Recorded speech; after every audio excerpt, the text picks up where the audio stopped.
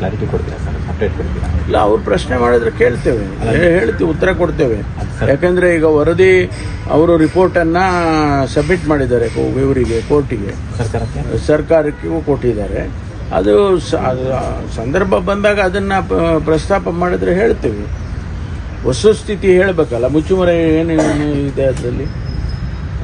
ಪಠ್ಯದಲ್ಲಿ ಭಗವದ್ಗೀತೆ ಸೇರಿಸಬೇಕು ಅಂತ HDK ಅವರು ಧರ್ಮೇಂದ್ರ ಪ್ರಧಾನ್ಗೆ ಪತ್ರ ಬರೆದಿದ್ದಾರೆ ಸರ್. ಶಾಲಾ ಪಠ್ಯದಲ್ಲಿ ಭಗವದ್ಗೀತೆ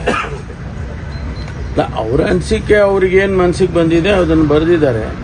ಅವರ ಅನಿಸಿಕೆಯನ್ನು ಸರ್ಕಾರಕ್ಕೆ ತಿಳಿಸಿದ್ದಾರೆ. ಅದು ಅವ್ರಿಗೆ ಬಿಟ್ಟಿದ್ದಲ್ಲ, ಕೇಂದ್ರ ಸರ್ಕಾರಕ್ಕೆ ಬಿಟ್ಟಿರ್ತಕ್ಕಂಥದ್ದು.